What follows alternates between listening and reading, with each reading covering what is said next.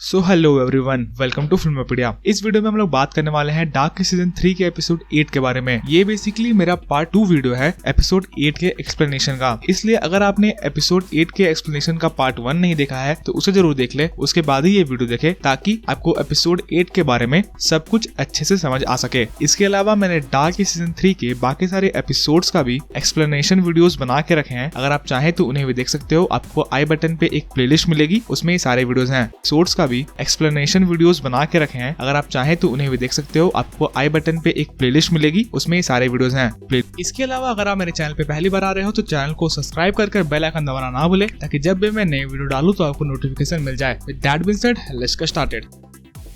सो अगर आपने डार्क के सीजन 3 के एपिसोड 5 को और एपिसोड 6 को देखा होगा तो आपको पता होगा कि मार्था के एक वर्जन ने जोनस को मार दिया था। और इस एपिसोड में हमें पता चलता है उस वर्जन ऑफ मार्था ने ऐसा क्यों किया था। तो मैं शुरुआत से चालू करता हूँ और आपको पूरी कहानी बताता हूँ। तो जोनस के मरने के बाद जो मार्था दुखी होकर अपने घर जाती है, वो बेसिकली अपोकलिप्स को रोकना चाहती थी। जिसके बाद वो बार्थोस के साथ वीडन के पावर प्लांट में जाती है, मतलब यूनिवर्स 2.0 के वीडन के पावर प्लांट में जाती है। पर वहाँ जाने से पहले ही ओरिजिनल वर्ल्ड के मैग्नस और फ्रांसिस्का उसको रोक लेते हैं और उसे एक टाइम मशीन देते हैं ताकि वो जाके जोनस को बचा सके ओरिजिनल वर्ल्ड में। पर जब मार्था ओरिजिनल वर्ल्ड में पहुंचती है तो वहाँ पे दो रियलिटीज बन जाती है। एक रियलिटी वो जहाँ पे बार्थोस मार्था को बचाने के लिए या फिर मैं बोलूँ कि मार्था को रोकने के लिए वहाँ पे नहीं आता है। दूसरी रियलिटी वो जहाँ पे बार्थोस मार्था को जोनस के घर में जाने से पहले ही रोक लेता है और उसे अपने साथ ट्रैवल करवा के ईव के पास ले जाता है। अब जिस मार्था को बार्थोस ने बेसिकली ईव के पास लेके गया था, वही कैरेक्टर आगे चल के जोनस को मारती है। बाकी जो दूसरी मार्था थी, यानी कि दूसरे वर्जन की मार्था थी या दूसरे रियलिटी की मार्था थी, वो मार्था को आगे जाके एडम मार डालता है, जैसे कि हमने एपिसोड 7 में देखा। तो अब भी ये सवाल है कि इस रियलिटी की मार्था भी जोनस को क्यों मारती है। तो हम देखते हैं कि ईव उस वर्जन ऑफ मार्था को समझाती है कि अगर तुम एडम को चुनोगी तुम मौत को चुनोगी, और अगर तुम मुझे चुनोगी तो तुम लाइफ को चुनोगी। उसके बाद मार्था के चेहरे पे वो एक बहुत बड़ा सा स्कार बना देती है और इसके बाद मार्था को उनके बेटे से वो मिलाती है, यानी कि दी अननोन से उसे मिलाती है और उसे बताती है कि अगर तुम एडम को चुन लोगी तुम्हारे बच्चे कभी एग्जिस्ट ही नहीं करेंगे। और इसी के बाद शायद मार्था के अंदर कोई मदर इंस्टिंक्ट्स डेवलप हुई, जिसके बाद उसने अल्टीमेटली जोनस का खून कर दिया ताकि ये सारी चीजें लूप में चल सके और उनके बच्चे लास्ट में बच सके।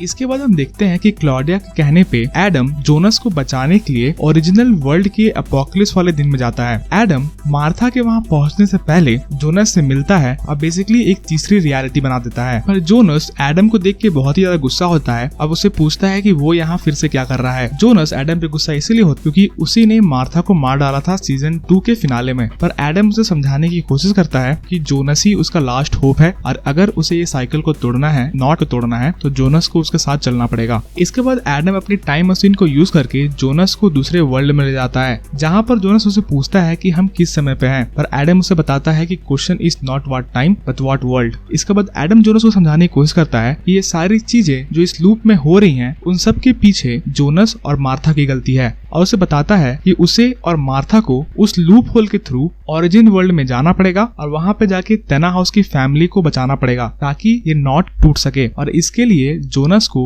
मार्था 2.0 तक फ्रांसिस्का और मैग्नस से पहले पहुंचना पड़ेगा। इसके बाद एडम जोनस को एक टाइम मशीन देता है और उसे मार्था को बचाने के लिए जाने को कहता है।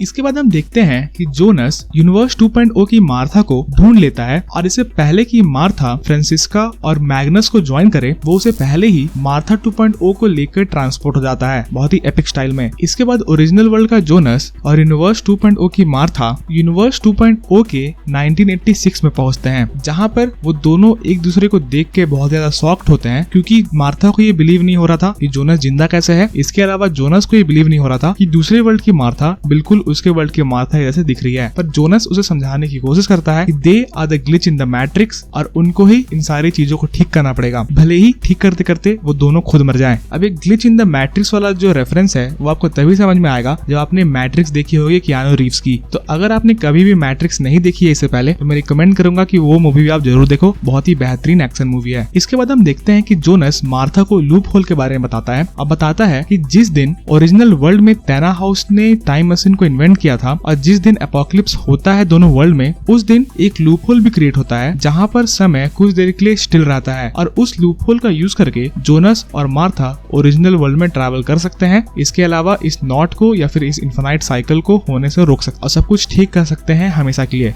इसी सब के दौरान हम देख रहे होते हैं कि एडम ईव के पास गया होता है और वहाँ पर ईव उसे देख के बोलती है कि उसे पता था कि एडम वहाँ पे आएगा और उसे गोली मारेगा, जैसा कि वो हमेशा से कर रहा है। और इसके बाद ही जो मिडिल एज मार्था है वो उसकी डेड बॉडी को देखेगी, यानी कि ईव की डेड बॉडी को देखेगी और उसके बाद वो इवेंचुअली ईव बनेगी। पर इस बार एडम ईव को गोली नहीं मारता है और उसे समझाने की कोशिश करता है कि उसे पता चल गया है कि असली ओरिजिन क्या है और अगर उसका प्लान सक्सेसफुल हुआ तो वो दोनों मर जाएंगे और ये नेवर एंडिंग डेजावू खत्म हो जाएगा। वो उसे बताता है कि एडम और ईवी हैं, जिसके कारण ये पूरा का पूरा साइकिल चल रहा है और in short they are the glitch in the matrix. इसके बाद हम देखते हैं कि एडम और ईव एक दूसरे को हक करते हैं और ये सीन ये भी सिंबलाइज करता है कि भले ही एडम और ईव एक दूसरे के दुश्मन रहे हैं एक समय पे, पर वो हमेशा एक दूसरे को प्यार करते रहे हैं। इसके अलावा ये सीन जोनस और मार्था या फिर एडम और ईव के अनडाइंग लव को सिंबलाइज करता है।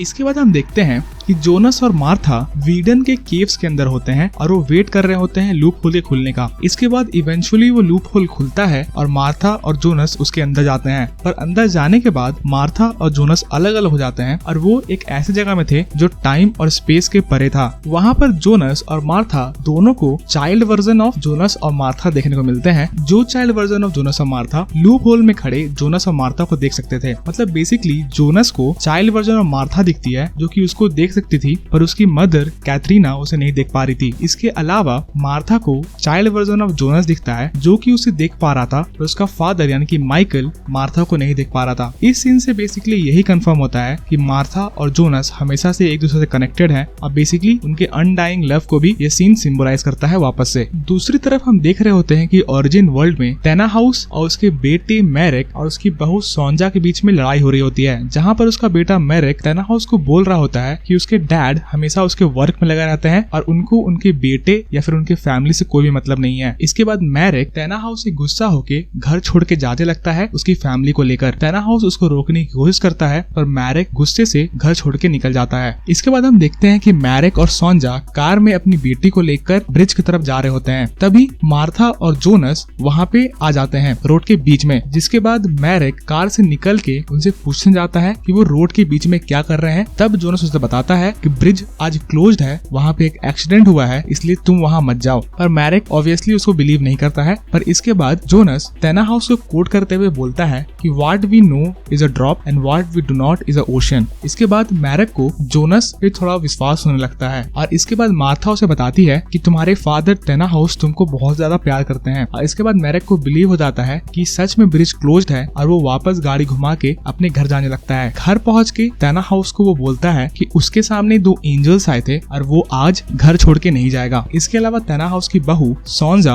अपनी बेटी शार्लेट या फिर मैं बोलूं कि टेना हाउस की ग्रैंड डॉटर को उसे पकड़ने को देती है। अब ये शार्लेट क्या सेम शार्लेट है, ये तो कहना बहुत ही मुश्किल है क्योंकि इस सीजन में या फिर इस पूरे सीरीज में कुछ रिवील नहीं हुआ है हिंटिंग टुवर्ड्स कि शार्लेट सच में टेना हाउस की असली पोती है।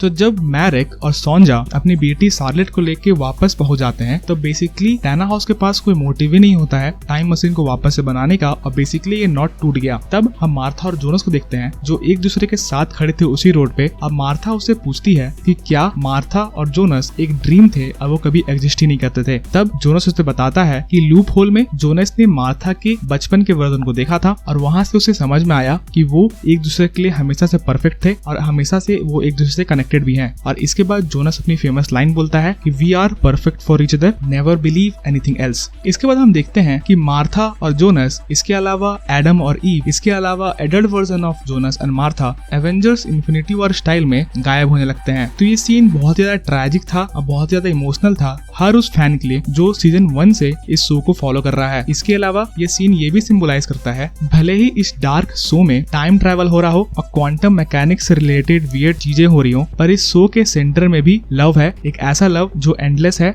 और अनडाइंग है। तो इस वीडियो के लिए इतना ही। मैं डार्क सीजन 3 के लास्ट सीन को यानी कि जिस सीन में हमें ओरिजिन वर्ल्ड दिखाया गया है उसको किसी और वीडियो में डिस्कस करूंगा क्योंकि इस एंडिंग के बाद भी बहुत सारे क्वेश्चंस बच गए हैं जो कि इस शो के फिनाले ने आंसर नहीं किया है। वैसे तो मैंने अपने एंडिंग एक्सप्लेन वाले वीडियो में इस सीन को भी डिस्कस किया था, पर वहाँ पे मैंने एक गलती कर दी थी उल्ड्रिक से रिलेटेड, तो मैं ये गलती वापस से दोहराना नहीं चाहता हूँ। इसलिए इस सीन के बारे में मैं और पढ़ के और थ्योरीज जान के इसके ऊपर एक सेपरेट वीडियो बनाऊंगा। और अगर आपको इस सीन के बारे में जानना है तो आप मेरे एंडिंग एक्सप्लेन स्क्रीन वाली वीडियो देख सकते हो। इसके अलावा अगर आप मेरे चैनल पे पहली बार आए हो तो चैनल को सब्सक्राइब करके बेल आइकन दबाना ना भूले, और अगर आपको ये वीडियो पसंद आई तो वीडियो को लाइक भी करें। As always, thanks for watching.